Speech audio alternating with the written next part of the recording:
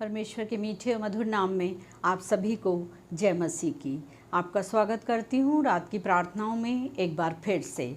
और जिस तरह से कि हम अपनी श्रृंखला को आओ युद्ध करें की श्रृंखला को हम लेकर चल रहे थे, उसी के पार्ट 3 में आप लोगों का एक बार फिर से स्वागत है। आज फिर हम एक बार प्रार्थना में जाएंगे और उन सभी बातों को याद करेंगे जिनको कि हम पिछले दिनों में जिनके लिए हम प्रार्थना में शामिल करते आए हैं। जो शैतान की युक्तियां होती हैं वो हमें प्रार्थनाओं से दूर करती हैं, और उसमें हमने देखा कि आलस्य है, नींद है, बहुत अधिक परेशानियां हैं और समस्याएं हैं, और ये सारी बातें हैं जो कि हमें परमेश्वर की प्रार्थनाओं में जाने से हमें रोकती हैं। उसी श्रृंखला को आगे बढ़ाते हुए हम और कुछ बातों के लिए प्रार्थना करेंगे। आइए हम प्रार्थना में चलते हैं। धन्यवाद धन्यवाद धन्यवाद, स्तुति महिमा के योग्य परमेश्वर, तेरे सन्मुख आते हैं। धन्यवाद दिया चाहते हैं पिता परमेश्वर दिन भर की सारी आशीषों बरकतों के लिए।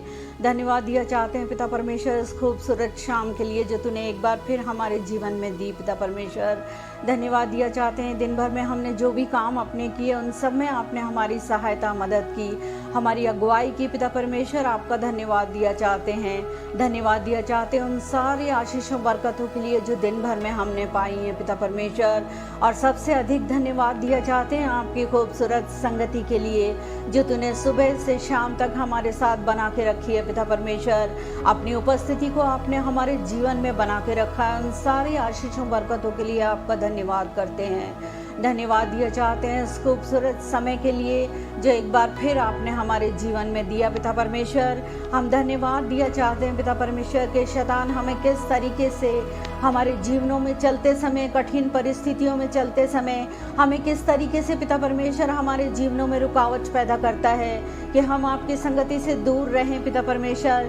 लेकिन आपका वचन हमें सामर्थ्य देता है पिता परमेश्वर और हम आपकी निकटता में बैठते हैं। उन सारी बातों, उन सारी आशीषों के लिए हम आपको धन्यवाद दिया चाहते हैं पिता परमेश्वर। होने दीजिए कि हम अपने जीवन में बहुत अधिक कार्यों को कभी भी महत्व ना दें पिता परमेश्वर। जब हम अपने जीवनों में बहुत ज़्यादा व्यस्त हो जाते हैं तो हम तेरी निकटता से दूर हो जाते हैं पिता परमेश्वर। हमारे जीवनों में अगर कार्यों की अधिकता होती है तो हम प्रार्थनाओं में हम कम हो जाते हैं पिता परमेश्वर। होने दीजिए कि हम अपने जीवन में बहुत अधिक कार्यों को कभी भी महत्व ना दें जिससे कि हम आपकी संगति से दूर होने पाएं पिता परमेश्वर। होने दीजिए कि हम प्रकाशित वाक्य के उस दूसरे अध्याय के 5वें वचन को हमेशा अपने जीवन में याद रखने वाले बने कि जो भी प्रेम और जो भी समय हम तुझे अभी तक देते आए हैं उसी रीति से पिता परमेश्वर हम तेरी संगति में जुड़े रहें।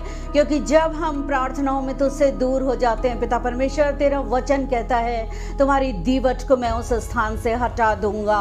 पिता परमेश्वर ये बहुत भयानक बात है।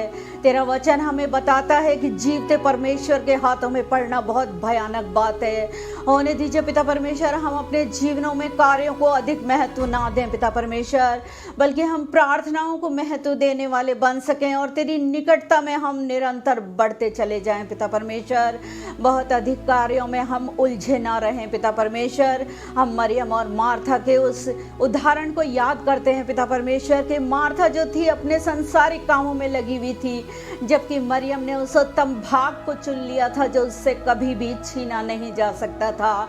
वो यीशु के चरणों में बैठी रही, उसके वचन को सुनती रही, उससे बातें करती रही, लेकिन मार्था अपने संसारिक कामों में उलझी रही और उसने उस काम को और महत्व नहीं दिया जो उसे करना चाहिए था पिता परमेश्वर। होने दीजिए कि हम अपने जीवन में अधिक कार्यों को महत्व ना दें पिता परमेश्वर, बल्कि प्रार्थनाओं को हम महत्व देने वाले बन सके ताकि तेरी आशीषों को अपने जीवन में पा सकें। उसी तरह से पिता परमेश्वर एक और विषय होता है जो कि मूढ़ता की बातचीत है। व्यर्थ बातों में हम अपना समय व्यतीत ना करें, बल्कि अपने मुंह के ऊपर हम लगाम लगा के रहने वाले बन सकें। जब हम व्यर्थ बातों में अपना समय व्यतीत करते हैं तो हमारे पास समय नहीं होता कि प्रार्थनाओं में तेरे साथ संगति कर सकें। शैतान की ये बहुत बड़ी युक्ति है पिता परमेश्वर कि वो व्यर्थ की बातों में हमें उलझाता है, व्यर्थ की बातों से हमें परेशान करता है और हम पिता परमेश्वर तेरी संगति से दूर हो जाते हैं। होने दीजिए पिता परमेश्वर कि हम हृदय की गहराइयों से तुझे जानने वाले बने, हृदय की गहराइयों में तुझे उतारने वाले बने पिता परमेश्वर। हर एक बातों के लिए विनती और प्रार्थना करते हुए पिता परमेश्वर अपने जीवनों में आगे बढ़े, व्यर्थता की बातों में अपने समय को व्यर्थ ना गंवाएं, क्योंकि जब हम तेरी उपस्थिति में बैठते हैं पिता परमेश्वर, हम तेरी नज़दीकी में आते हैं पिता परमेश्वर, और पिता परमेश्वर तुझसे निकटता और घनिष्ठता बना के रखते हैं। तेरी आशीषों को अपने जीवन में हम पाते चले जाते हैं पिता परमेश्वर। धन्यवाद दिया चाहते हैं उन सभी के जीवनों के लिए जो अपने अधिक समय को पिता परमेश्वर प्रार्थनाओं में व्यतीत करते हैं, जो अपनी निकटता को तेरे साथ बना के रखते हैं पिता परमेश्वर। दिन भर की सारी आशीषों बरकतों के लिए तेरा धन्यवाद करती हूँ। दिन भर तूने संभाला, हर एक तरह की हमें सुरक्षा दी पिता परमेश्वर। होने दीजिए कि हम अपने जीवन में ना अधिक बहुत कार्यों को महत्व दें और ना व्यर्थता की बातों को हम अपने जीवन में महत्व दें पिता परमेश्वर, बल्कि तेरी उपस्थिति हमारे जीवनों में विशेष महत्व रखने वाली बन सके और हम पिता परमेश्वर तेरी ओर से आशीषित बन के रहें। रात हमारे सर पर है, रात भर आप हमारी मदद और सहायता करना। तमाम शैतानी हमलों से, दुख दर्द, बीमारी, मौत, बुरी हवाओं, बुरे ख्वाबों ख्यालों से बचा के अपने पनाह में रखना। आपकी पाक मर्जी होते सुबह की रोशनी इनायत करना, ताकि सुबह सवेरे उठें, आपका शुक्र करें और अपने कामों में लग जाएं। मांगती हूँ विनती उद्धारकर्ता यीशु के नाम से, सुने और ग्रहण करें। परमेश्वर पिता का धन्यवाद करती हूँ आज के इस मुबारक दिन के लिए। दिन भर उसने संभाला और सुरक्षित रखा।